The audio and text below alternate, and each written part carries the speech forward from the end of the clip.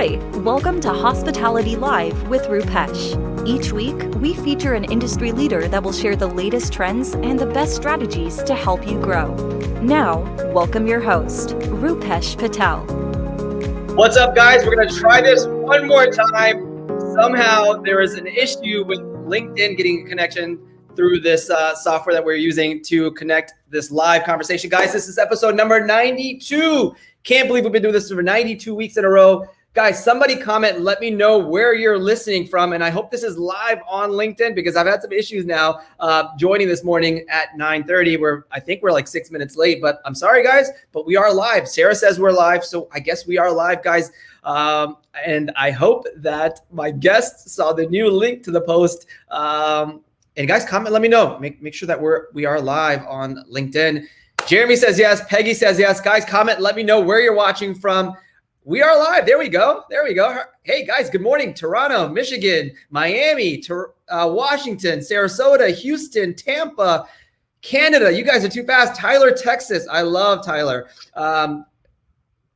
Florida, Budapest. I love this. Hungary. Guys, welcome to the show. Charleston, New Jersey. Where are you guys watching from? Hey, Kimberly from Jacksonville. This is amazing, guys. Sorry about that early this morning. I guess we were having some connection issues with LinkedIn Live, but now we are live. Guys, this is episode number 92. We're talking to the vice chairman of AAHOA, Vinay Patel.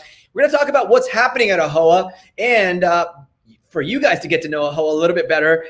Plus, I'm in the AAHOA magazine this month. I'm super excited about that. We're going to find out what's happening with the convention coming up in August, plus discover some hot topics that are happening that are affecting your hotel today. Plus, we have special guests, Tracy Pirgmore and Susan Berry with She Has a Deal, which is happening this weekend, Saturday in Virginia. Super excited to have them on. And let me make sure that everybody is joining in. All right, let me see. All right, I guess we'll just keep it going, and hopefully Susan and Tracy can join us. All right, so we have people from all over the place. Alabama's in the house. Italy's in the house. I love it. Portland, Oregon, Connecticut, Egypt, Orlando, New York, Ohio. Guys, thank you so much. India's in the house. I love it. Love it. All right, so every week we talk about something special. And by the way, before I forget, this episode is brought to you by my good friends and the new sponsor of this episode. It is UTIP. And let me pull up the sponsor link. They are sponsoring this episode and my photo contest.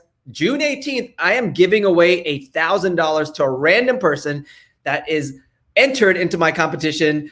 Super easy. 3 things to do is go to the website. It is rupesh.co/contest and go there, do 3 things. Click on the link to the LinkedIn post, like it, comment A, B, C, or D, which picture you like the best. Follow me on LinkedIn if you're not already following me so I can send you that message and enter information below. And that way you get entered into the $1,000, which I am super excited to give away.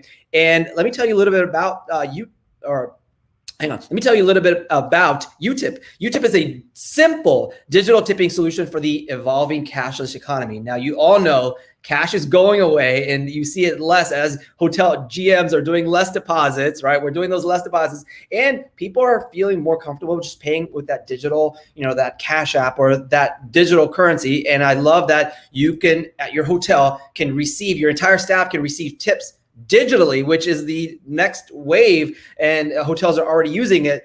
And my sponsor, UTIP, is a perfect solution for you. So hotel guests can easily tip within seconds without doing anything. There's no apps to download. There's only a simple QR code or tapping on a link to get your staff involved and get them motivated as we all come back, get started free. And let me see if I can share their link real quick. Thank you so much to UTIP. And here's their link right now. Go to somebody put this in the comments, actually, www.utip.money.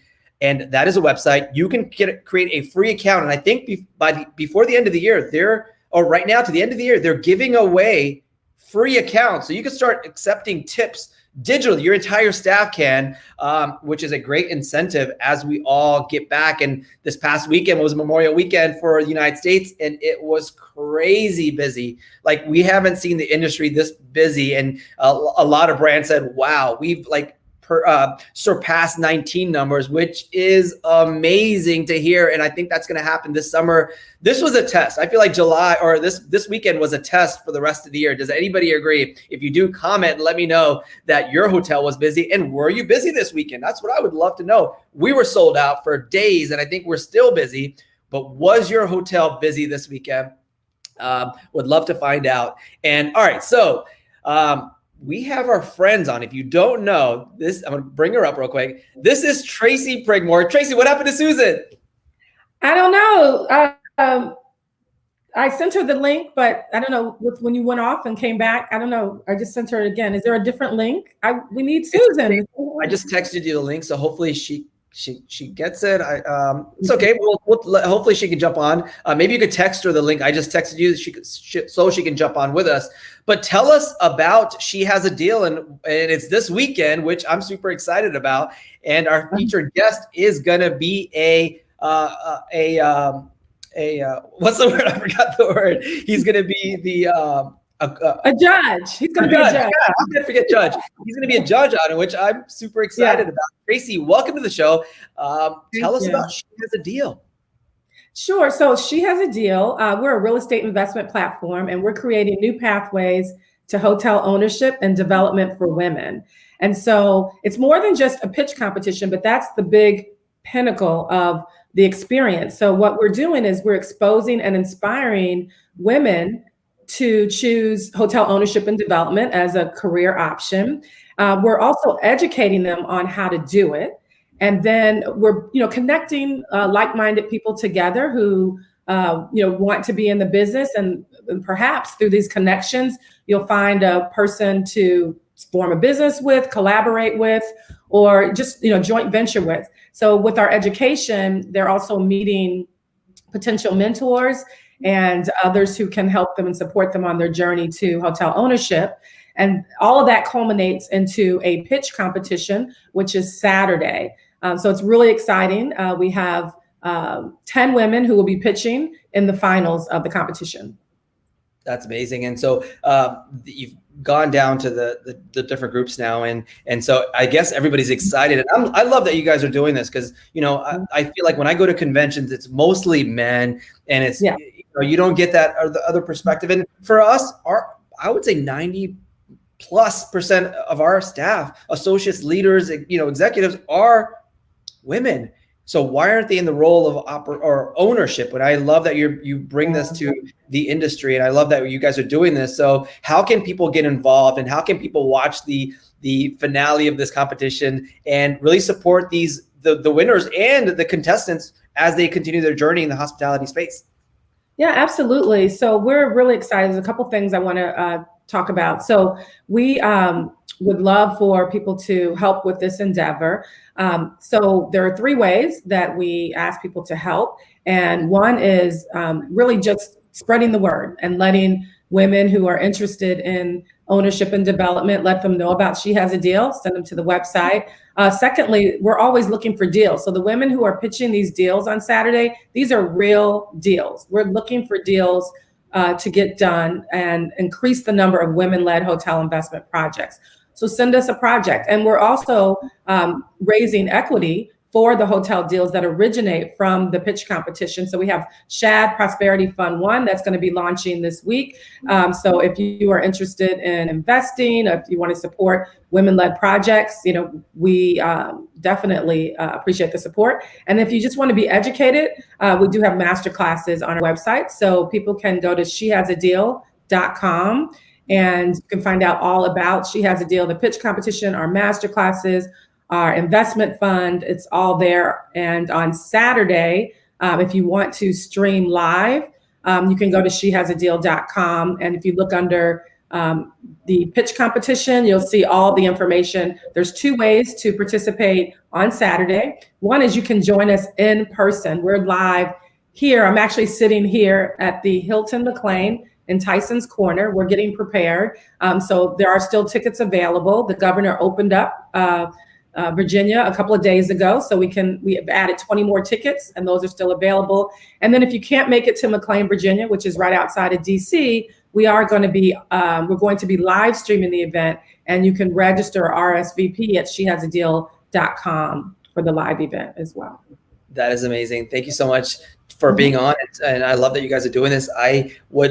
I wanted to be there, but I had a prior engagement. I will definitely guys join you next year as you guys do this every year and, bring women to the light of ownership. And I love that we're doing this. And I love that you're doing this. Thank you so much. And tell Susan, I'm sorry that we couldn't get her on. Somehow we had some technical glitch. We had to rebroadcast another link. So we'll definitely get her on soon, but we wish you the best of luck this weekend. Thank and you. Sure we'll have you on soon.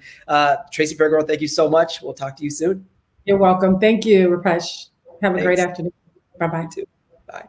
All right, so you guys have to follow her. SheHasADeal.com. The live event is 9:00 this Saturday, which is super exciting. You want to get inspired and see how to actually put a deal together and how these women have put a deal together. You have to join SheHasADeal.com and join the women and join, the movement where, it shouldn't just be men. It should be everybody trying to move forward in the space. And I think this is a perfect time, and this is a perfect way of learning, and I love this. Now, Sarah is on, and let me see if I can pull up her intro. Here it is. Hey, Sarah. Hi, I'm Sarah Dandashy from Ask a Concierge.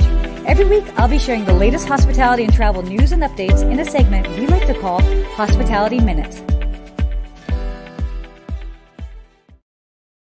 All right, what's up, Sarah? Crazy morning. We never know what happens with our internet, never know what happens with technical issues, but hey, we keep going. That's what we do in hospitality, right? Well, this is what we do. I have to say, I was thinking about it the other day. I was like, I think if you're in hospitality, you almost need like a crisis to happen to like really get stuff done. We're just always used to operating at that level. So, Yeah, and here's the mindset for this week, and I just thought about this, is for hotel people, and Sarah, you know this, for hotel people, if you don't expect something to happen wrong, you're in the wrong business. Like, you should always know that I'm ready for an issue to happen, right? And it's not a surprise. Like, if the boiler doesn't work at 4:00 in the morning, that's not a surprise, right? No. That is like, hey, let's go with plan A, plan B, plan C. And I think that's what we should do as we all get back into the group of things. It's not like, oh my God, now the world's ending. Like, you come up with game plans, you come up with contingency plans. So those are the things that keep us going. And this is why we're not stressed out about small things like have a show tech issue, right? Sarah, what is going on with Hospitality Minute? Okay, well, let's go ahead and talk about what's happening in the travel industry altogether. Rupesh was mentioning, obviously, in the U.S., we're just coming off of Memorial Day weekend. It was busy. It was busy everywhere. So, but what can we expect this summer? And especially for us in hospitality, I want to talk about some travel trends. And we've seen a little bit of them, but they're definitely proving to be very popular this year. And focusing on that, we know what travelers and consumers are looking for. So Amadeus did a research, they did a study, and they found that there were 4 major summer travel trends this summer. Number 1, travel bubbles. You might have heard this concept as of last year. We're talking about groups of, whether it's families or, a group of individuals that are going and they're doing these longer stays together. So that is still continuing to happen. They saw actually a 66% increase in searches from around the world for a 2-week trip to the Maldives, for example, compared to 2019. So, 66% increase is definitely significant. Another big trend, workation. The workation is still here. We talked about it a bit last year, but now that we're into the summer months, as maybe kids are out of school, people, if they've been working and they still have the flexibility to work remotely, they are taking advantage of workations. So if you have a property and you don't have a option for or a program for workations, definitely go ahead and focus on that. They actually found that, for example, like in the Caribbean, there was a 43% increase in number of searches also for this for a 14-day period compared to 2019. So are we also noticing another trend, longer stays? Revenge travel. Now, I thought that this was an interesting way to think about it, because I personally have a hard time with that name, revenge travel. Think of it more as like indulgent travel. That's what people are really sort of looking for. Case in point, you've got someplace like Cancun, and it went from being just outside of like the 50 top most searched destinations in the world to now being number 4. So there's definitely a shift going on. And then sustainable travel. Sustainability is still very, very huge. People are really being mindful of it, especially with these longer trips, but they are researching earlier and making sure that there is a sustainability component to their trip. So those are the 4 major trends for this summer. Now, let's talk about destinations. I want to share about these destinations. You'll notice that I'll go through. These are the 10 trending 4th of July U.S. travel destinations. Not to say that other places will not be busy, but there's certainly a big focus on destinations in the South and along the coast. So Destin, Florida, Hilton Head, South Carolina, Panama City Beach, Florida, Myrtle Beach, South Carolina, Ocean City, Maryland, Gulf Shores, Alabama, Siesta Key, Florida, Orange Beach, Alabama, Cape Cod, Massachusetts, and you also Miami, Florida. So if you have properties in any of these locations, if you're not already busy, which let's face it, you probably are already busy, it is going to continue to be a busy summer. But again, it's just showing that people are ready to get back out there and go to these warmer destinations. So final topic for today. This hybrid work model is going to cause business travel patterns to shift. Okay. So there's all been this debate over the past year. Is this the end of business travel? Is it coming back? I think originally a lot of people were very pessimistic about business travel in general. Now we're seeing that probably not so much. We are creatures of habit after all, and people do want to get back out there. And if they can do it under the umbrella of business, all that much better. They did a report. They found that 86% of business travelers are ready to start traveling again. By the way, if you guys travel for business, let us know in the comments section. Are you ready for that? I want to see where you are in that 86%.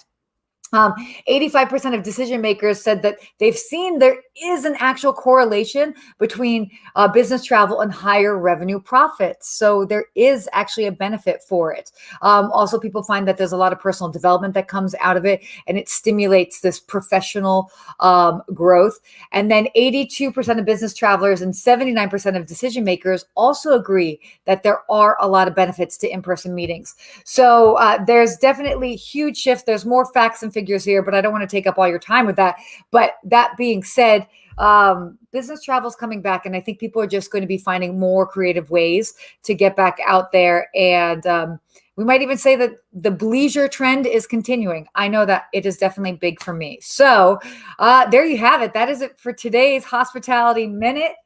So excited. I'm actually traveling for business today. In a couple hours. I should probably pack, but that's all right. Rupesh, you going to join me again?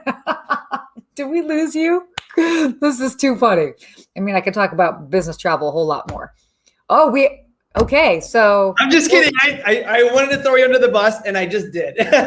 You're like, oh, let's go. Keep talking. I can talk for a whole minute. You're a consummate professional. I know it. Sarah Dandashy, it's always a pleasure to have you on. Where can people find you? You guys can find me everywhere online as Ask a Concierge. Connect with me on LinkedIn at Sarah Dandashy. Send a message if you found me from here. And otherwise I'll see you at the airport. So Sarah, you say 86% of business people are willing to travel. 86%. 86. For the folks that are watching, I'd be interested in comment yes or no. Are you ready to travel for business? Are you ready to attend a convention? Are you ready to attend a meeting? Are you ready to get on a plane and go somewhere where there are other business people? Sarah, you've been doing this for the last several months now, traveling for what you do. Mm-hmm. And you saw a lot of leisure people when you were traveling, and now I would love to learn next week. And by the way, Sarah's birthday is next Wednesday. It's on the actual day, so I will make sure that I'm up nice and early for you guys and celebrate. Sarah, it's always a pleasure having you on. Guys, connect with her on every single channel, including LinkedIn. She's coming out with a book. Sarah, can you hint, at least tell us, like, the next couple of weeks. Next couple of weeks. So yeah, it's one of those things, every time you think that you've hit the ending, you're like, oh, there's more. Oh, there's more. I am buying a lot of books, and I am going to be giving away to all my friends and folks that are listening. So I'm sure we're going to be doing some great promotions here. Guys, would you buy Sarah's book? If you say no, I'm going to just automatically kick you off this live show. No, Sarah, I can't wait till your book comes out. What is the name of the title? Can you hint it to us? Yes. So it's Hospitality from Within. I have a very special friend of mine that maybe a lot of you guys might know that actually wrote the foreword to it. So I'll just say Anthony Melchiori. And a lot of it's phenomenal. But what I really love about it, and actually this is the part that I'm working on now, I've been up late working on it. I've been able to get a lot of fantastic quotes and stories from other individuals within the hospitality industry, because as we all know, it's never just one person getting something done. Our industry is all about a team effort. And for me, a book on hospitality would not be true to the form of the industry if it wasn't a sort of team effort, so to speak. So a lot of insight in there from a lot of people. So I'm excited for it to come out. Somebody hit the heart button, because I love that you say team effort. And I think that's what it's about in hotels, right? It's totally. You can't do anything. You can't buy a hotel by yourself without having other people involved. You can't run the operations. You can't do any of those things without an entire team. So I appreciate you, Sarah. I can't wait till your book comes out. Guys, everybody connect with Sarah Dandashy at Ask a Concierge everywhere. Sarah, I'll see you next week for your birthday. Yes, you will. I'll wear my party hat. What do you want for your birthday so I don't have to guess and buy you a toaster or something? Buy me a toaster. It's fine. Okay, a toaster. All right, Sarah, I'll see you next week. See you then. Bye, guys. Bye. Sarah's awesome. Guys, all right, so this is episode number 92. We are talking to the vice chair of AAHOA, and we're talking about what's going on at AAHOA. And if you don't know AAHOA, it's one of the largest hotel ownership organizations in the world. Introducing the vice chair, Mr. Vinay Patel. Welcome, Vinay. Hey, how are you doing? Good. Sorry about the technical glitches. We go through it like we talked about earlier. You have to be ready for these things as a hotelier. Is that true? No doubt about it. When it happened to you, I still remember my first town hall that I did for AAHOA. And next thing you know, the mic wouldn't work, the speakers didn't work, and I'm going back and forth. And so I think it's just the reality of our industry and how it is, and how you improvise is the best thing here. But that happens, and hey, we're back online right now, right? So that's good. Exactly. And I love that hoteliers can have that mindset of just keeping it going. Like, things are going to happen. How can we think creatively? How can we make moves quickly instead of waiting for people to come to us? Like for me, when like a boiler goes out, which boilers have happened, I'm sure you've had them at 4 o'clock in the morning where guests call you and like, I don't have hot water. And you're like, all right, I'll have somebody there. I'll have a team come there. I've even showed up to the property at 4 o'clock in the morning, and we just keep it going. And I think that's what hospitality is about, when we just work together and work quickly. Is that true? And that's what makes it fun, right? I mean, I hate to say this, but people ask me all the time over the years, they're like, what drives you to be in the hotel business? What drives even the whole membership to be in the business? And I think the one word that I can describe that really kind of engulfs it all is that fun. I mean, it really is. It's something different every single day. It's not redundant, and you have different things all the time. Some good days, some bad days, but that's just the way it is. And I think that's what makes it all fun as far as the hospitality industry as a whole. Absolutely. Well, tell us about your background for the folks that don't know AAHOA and yourself. I'm sure many people know AAHOA, everyone's heard of it. But for the folks that don't know your background, I would love to hear kind of how you got into the business and what you're currently doing right now. Sure. I mean, I'm probably one of the typical AAHOA membership. I mean, I'm a second generation hotelier. My parents migrated from Africa to the USA. And then I went to school here, went to college here. And right after college, I did the Patel thing and got married. And right after marriage, me and my wife ran a small 15-room hotel. So that was a great experience for us.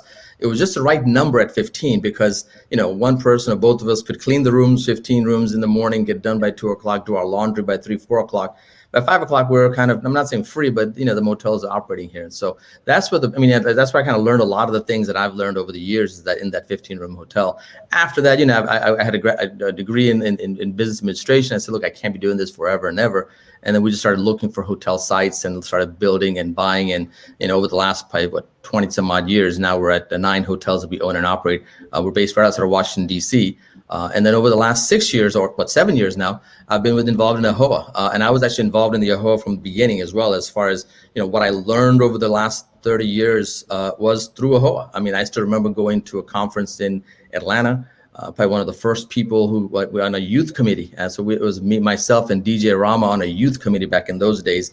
And back in those days, it wasn't like the technology you have today. We were putting together maps of how do you find people on Interstate 95. So if a hotel here is owned by Asian American, or here is owned by this or that, and that's how we ended up doing that particular thing there. So, but fast forward to today, it's come a long way. The association's come a long way in terms of what it delivers to its members. But I used a lot of the things that the association gave to me. From education to networking and just being involved, and those are the kind of simple things that kind of made me a better hotelier. So, again, it's been a win-win situation for me as far as being involved in AAHOA and using the tools that they have. Yeah, and for the folks that don't know, what is AAHOA and what do you guys stand for? Sure, it's the Asian American Hotel Owners Association. So, and it began off 30 years ago due to a discrimination issue. It began with the fact that, hey, we couldn't get insurance, and the group was being discriminated against. And obviously, over the last 30 years, it's evolved. And today, we're kind of advocates on many different levels. I mean, we just came out with a strategic plan this past year. And advocacy, and what I mean by advocacy, not just simply on legislating events, but also on franchise issues or vendor issues or whatever that the hotelier faces that needs help in or needs to have a better move forward. That's what we're there for. So representing hotel owners. And so I know the Asian American is there, but that doesn't necessarily mean you have to be an Asian American. You can be a hotel owner. As long as you're a hotel owner, you can be involved in the association. Yeah, and I love that you say that, because I think a lot of people have that. There's a stigma that says, hey, AAHOA is only for Asian people and particularly Indian people, and that's not a fact at all. You can be anybody in the hotel space, no matter if you're a vendor, if you're an associate working there, or if you're a GM. You can be a member of AAHOA. Is that true? Yeah, as long as you're a hotel owner, right? I mean, the thing is that we want to be able to make sure we advocate on the behalf of ownership. And so if you're a hotel owner, and that's where we can kind of best represent the ownership group here. Right. And if somebody that's looking to become an owner, is that part of your Yeah. I mean, you look at all the tools that we have. I mean, look at all the educational platforms that we have. There's a lot of things that I even have my GMs watch. And I think we've got a lot of tools. If you go on the AAHOA website and log in, you look at some of the educational stuff and the networking. I mean, obviously we have not been able to network over the last year or so, but prior to that, just to kind of be out there and talk to people, talk to hotel owners and talk to other hoteliers, it makes a big difference in terms of what you can know about the industry. Yeah, and we're talking about what happened this past year, where you tried a few times to get the convention up in 2020, and it just didn't happen because of all the restrictions that happened nationwide. We all felt it, we know, because we are running our hotels. And so what happened this past year as AAHOA could not connect? Like, was there a lot more virtual events that were happening? How did you continue the movement forward with the effects of the pandemic? Sure. Yeah. I mean, last year's convention was canceled and it became virtual. And I still remember back, I was an officer and it was a constant day-to-day messaging. I mean, every day was different. Hey, could you do it? Maybe not. Maybe you could do it. Then you go back and forth, and it's finally, moved it down to August, but you simply couldn't do it because you couldn't meet, and so we ended up doing virtually. And one of the things that AAHOA does over the, in the past years is the networking. We used to do almost 200 events a year in terms of whether it be a town hall, to a regional meeting, to whatever else is out there and stuff. And we missed that this year. And so we had virtual meetings over the fall time for the regional meetings that we had there. And did it work? It did the purpose. But at the end of the day, you look back, and I think Sarah just talked about it, and Tracy talked about it in terms of how we want to kind of get back. We want to get back to getting back to meeting with each other, networking with each other. And so I think we're looking forward to our convention in Dallas, August 3rd to the 6th will be our next conference. And it should be a major one for us. And we're expecting almost 4,500 to 5,000 people. And the way the trend is looking right now in terms of people signing up, I think we might exceed that, but we're going to be targeting for that number there. And so it should be good. We've got a huge amount of trade shows. I mean, as far as vendor partners, we're going to be at the trade show. Obviously, we'll follow all the safety protocols the CDC has in terms of social distancing to whatever else we need to do. But it seems like it's getting better and better. And by August, we should be in a very good position to execute a great show.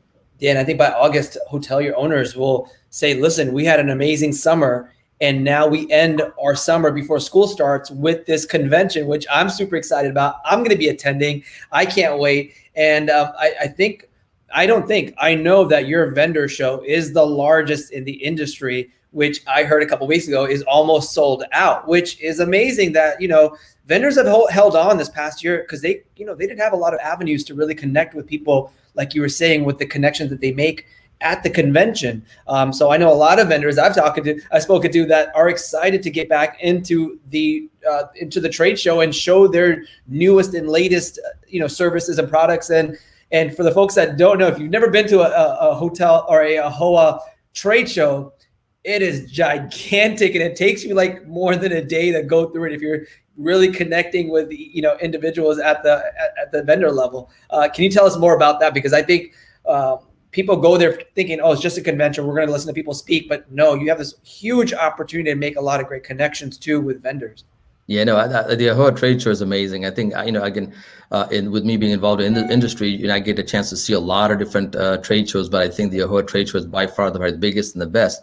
And I go there just for the trinkets, right? I mean, I go there for all the little trinkets that you get and I can take home and take back to, whoever needs. But seriously, I think that the reason it makes it so successful is that from a vendor's perspective, you've got a decision maker, a hotel owner. So if I see a vacuum, hey, look, here's the decision maker who's going to see the best value in this. So whatever product the vendor is selling, you've got a decision maker there who's actually making the decisions in terms of buying this or not buying this. And so, I think it's one of the best trade shows out there. I enjoy it, and you're right. It takes me a good day and a half to 2 days just to kind of go through the whole process there, and also you see a lot of unique products there too. And this is the time you get a chance to kind of touch and feel all the different things that you have out there, whether it be soaps, dishwash, whatever product that you think you need for a hotelier from a hotel's perspective, it's there. Technology's there, and so I think the trade show is by far one of the best events that we have throughout the year. And I was talking to one of our vendor partners a few weeks ago, and it almost feels like the Super Bowl of trade shows as far as the hotel's perspective, because you do have that large amount of people that are there, and you have a large amount of vendors that are there as well. Yeah, I mean, you have from the brands to the people that are selling vacuums to people that are, if you're doing a renovation, you have the renovation people, the construction people. I think it goes on forever. Like every single part of our industry is represented in the trade show, which I can't wait. I love to connect with all the new things that are happening, and then learn too, because you learn like, oh, I didn't know that this was available in the industry if you don't actually go somewhere and actually see it live in person as a demo. Love that. All right, so now we're talking about what's one of the advocacies of AAHOA is you guys fight for the ownership to make sure that they are properly represented through in DC, but then also on the local level. What are the hot topics that are out right now that hotel owners and operators really need to focus on to make sure that this summer is profitable and successful for all of us? Yeah, it's been a survival game. And again, look, I know Sarah just got off and said that the markets are looking good, and they're getting better, no doubt about it. I think the industry as a whole is getting better. Even business travel. It was in the Wall Street Journal yesterday's article. There was an article on business travel and how things are slowly coming back over the summer and the fall time. But now you look back at from the advocacy side, you look back at this year. It's been a tough year for all of us.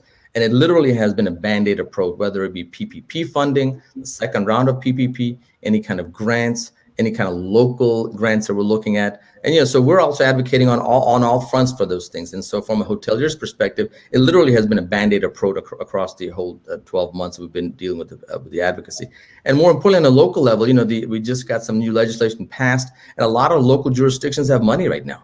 States have a lot of money. So we're telling all of our members on a local level, say, hey guys, you've got an opportunity because the local jurisdictions have a lot of funds that came from the federal government, and we need to make sure that we can get money as a hotelier.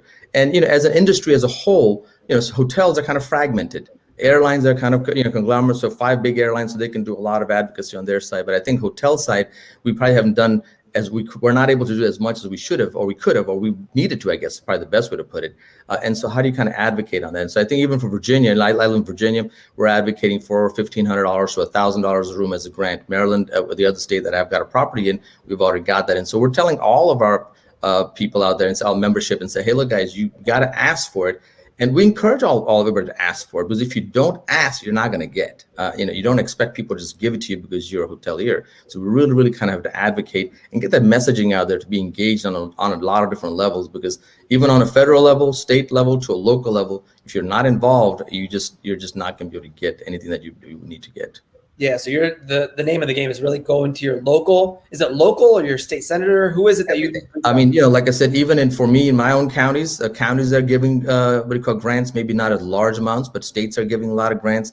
So you just got to be in there, right? You just got to be out there and ask people, ask your state legislatures, be involved and say, hey, what can you do? And, for us, what has worked well for us in terms of the association is that working with our state partners, state associations, so Virginia, Maryland, Texas, whatever the state association, California Hotel Lodging Association, these guys all do a great job in advocating on our behalf. So, I may not know my state legislature, but at least I can call my state association and say, hey, look, I'm Vinay Patel. I'm based in Fairfax, Virginia. Whom do I need to talk to? And they're always looking for people to talk to, because I'm a constituent, right? I'm the one who votes these people in or vote people out. So I think they want to talk to me if it's a local level. So I think that's where you got to get involved in many different options there.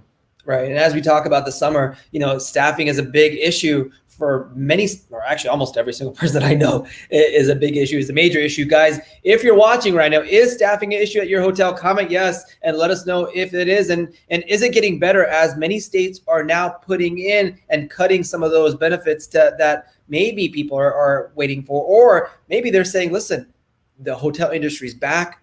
I feel more comfortable now staying or going to work at a hotel. There's some of those people that are out there too. So it's not just one person that's not one type of person, but there's mixed reasons why people aren't coming back to the hotel industry.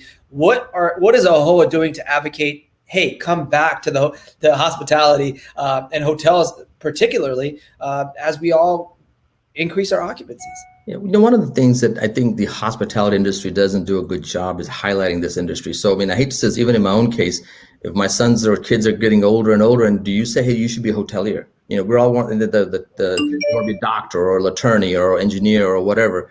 And so I think we just need to do a better job in highlighting the industry as a whole, that it's a fun business to be in. How do you engage? And you can do it all. I tell all my staff members, I go, look, if you have a specialty, if you have a knack for accounting, there's accounting in the hospitality industry. If you like to do sales and marketing, there's sales and marketing in the hospitality industry.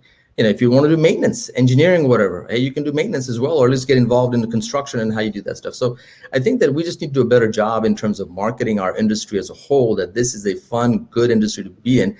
And labor is tough these days. I think even in my own hotels, to find good labor, I know this summer, is going to be a long summer, because not all states are going back in terms of the benefits, employee benefits, but it's going to be a long summer, and we're going to have to come up with creative ways to kind of make sure that the staffing is available. And I think last week you had Mitch on the show, and you go back to the culture. I think if you have the right culture at your hotels, look, you're not going to solve the problem, but at least it definitely lessens the burden that you have right now. And so I think it's very, very critical that you come back and look back at this and say, hey, look, how do you bring the culture at your hotels? How do you make sure your staff is taken care of? How do you make sure that they're paid well, and to make sure that they can be there? Because without your staff, you simply can't do anything. It's not something you can do. It's not like me when I was at 20 some odd years ago at a 15-room hotel. I could do it all at the time, but today nobody does that, and those hotels are not as today. So my point is that you really got to have to motivate and have a good culture in your hotels to make sure you got good staff here.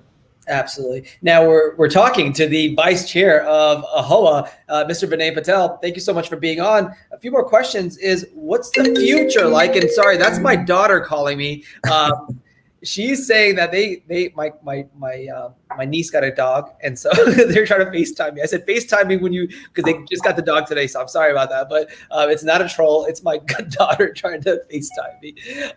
What does the future look like, especially this summer and maybe beyond, or the next year for AAHOA, as the industry comes back? Yeah, it's one of those things. I think that even from the AAHOA membership and even hoteliers as a whole, I think we're resilient people. And we forget easily too. I still remember back in 2008-9, and it was really, really the worst at that time, and said, man, this is just a tough industry. I don't know if I want to do this here. But within 2 years, when things started coming back up, here we're back at it and start growing. Same thing at September 11th. When that occurred, we went back down and then people come back. So I think that this time around, people will have learned a lot. I mean, obviously, we've been a lot more efficient this time around. So, there will be some changes. I think there'll be a lot of changes in terms of how the industry operates. But I think, we have a short-term memory. And so we'll get back to what we used to get back to, and it's a normal cycle. But I'm looking forward to it. I think that, as you can tell, people are excited, wanting to travel. I know I've been traveling, even from a leisure perspective. I'm excited, wanting to go somewhere so badly because I've been kind of stuck over the last 12 to 14 months here. So it's going to be a good, and I think it'll be well. It might take some time, but I think eventually we'll come back to what it needs to be at. Yeah, I think leisure travel is going to be the main thing this summer. You're going to see businesses come back, especially I think people are saying August, September is where, hey, we're going to bring people back to the office. We're going to send them out on planes. We're going to have them travel, do the face-to-face contacts. And I'm excited about all of that. Now, with the excitement also comes, people that want to continue learning, and people want to join an organization like AAHOA. So how can people get involved? Maybe that they're not members, or maybe their owners aren't members. For the folks that are watching or are going to be watching this in the future, how can their leadership be involved with AAHOA on a like an outside level, or just from a learning perspective? Like, how can people get involved? Just be a member. I mean, I hate to say this, one of the simplest things is AAHOA membership is cheap. And I think from an ROI perspective, and I know hoteliers look at everything through an ROI lens. If you look at it, if you just a regular yearly annual membership is almost $300. So your CVB memberships are larger, your state association fees are a lot more. And I think the level of information that you get from an education perspective, you look at some of the webinars that we have, they're short and simple, 20, 30 minutes. And if you want more, you can become, CHO certified hotel operator. And so you can do that as well. I mean, there's a lot of opportunities. And I kid you not, a lot of the young second or third generation hoteliers that have been, over the last couple of years have used the AAHOA's platform and have used the educational things, and more importantly, networking. I mean, I think that, from a networking perspective, I learn a lot when I just talk to people. So if I go to a town hall or go to a regional meeting or any of the industry conferences, it doesn't have to be necessarily AAHOA, but any of the industry conferences, how do you kind of get involved and talk to a lot of different people? You'd be amazed at what you learn. And I think that's the biggest thing that you can take away from the association. And from a product perspective, vendors and all that kind of, we just talked about earlier in terms of the trade show, this is where it's at. You learn a lot. And then, and in terms of discounts as well. I mean, a lot of the things that I know for me, when I used to buy things for hotels or even furniture, okay, we'll say, hey, look, we'll wait for the AAHOA convention because that's where we're going to get the best deals and stuff. So on a lot of different levels, I think that there's many different ways you can get involved. And even from a legislative advocacy, we have our annual advocacy day in DC. Obviously, we didn't have it last year due to COVID. We'll slowly get back to that as well. So I just think it's an engagement level. You just got to be engaged in whatever level that you can based on your time and opportunities you have. Yeah, definitely. And for $299 is amazing an investment for your property. I mean, that's probably cheaper than anything you're going to buy as far as even like a breakfast or a dinner out. It probably is a couple $100, if you're taking your entire team out. This last $299, $300 last an entire year of education. And, I'm a member. I see the value in it. I've actually hosted a bunch of webinars for you guys. And I love that you guys continue building this and educating and growing the community as far as, your members and even folks that are maybe thinking about becoming a member. I love that you guys just continue offering these insights, education, and all this stuff that really keeps people going, and then really fighting for what's right for the ownership and making sure that everyone benefits. And I think that's why the power of the organization and the power of, man, I think you have close to like 20,000 or something like that. It's a big number there as far as members and just people that are connected to the organization. So I appreciate that. Folks that are listening, the AAHOA conference is coming. Let me put this up on the screen. It is August 3rd through the 6th, Dallas, Texas. Can't wait. I will be there. Super excited. And I know June 4th, this Friday, is the last day that you can get a free registration if you're a lifetime member. Can you please talk about that? Because I'm actually not a lifetime member. Please talk about how you become a lifetime member at AAHOA and what the benefits are. Like, I know that you talk about ROI. The lifetime membership is $3,000 a year, and over the last probably 4 or 5 conference have $3,000 for the lifetime. Is that what you're saying? For a lifetime, yeah, correct, lifetime. And for the last probably 4 or 5 years, we've comped the registration fees to go to AAHOA convention.